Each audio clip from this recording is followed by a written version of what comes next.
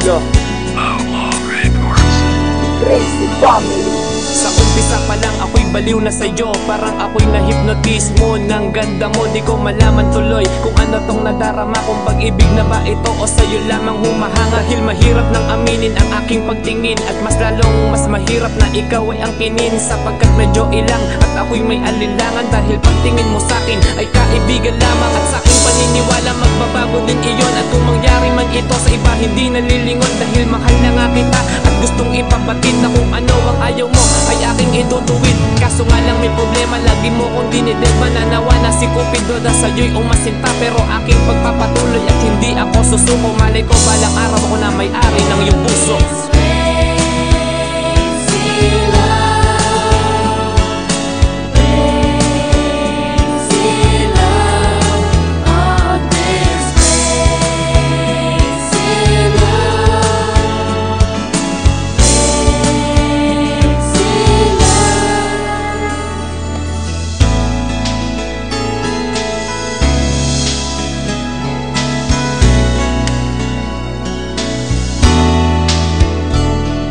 Minsan isang gabi, tropa ay nagkainuman ng umamin sa akin ng isa kong kaibigan na siya din pala sa'yo'y may lihim na pagtingin. Tulungan ko daw siya sa'yo para ikay pasagutin. Napakasakit para sa'kin, ngunit aking ginawa tagos ang sakit sa aking puso, at ako ay napaluwa at aking pinagpatuloy ang pagtulong sa kanya. Ako'y nagulat nang sabihin niya sa'kin, pare kami na. Ako ay nagmukmuk imbis na ako'y matuwa. Anong mga kalokohan ng aking mga nagawa. Sunod-sunod na mga araw na lagi kayo magkasama, at baka sa iyong mukha ang nadaramang ligaya. Para bang lahat ng nangyari para sa akin ay bangungot. Ang kasakitan dama ko ay hindi na malilimot. Habang nakita kita sa kanya ay naaaliw, habang ako ay nagdurusa at parang mababaliw.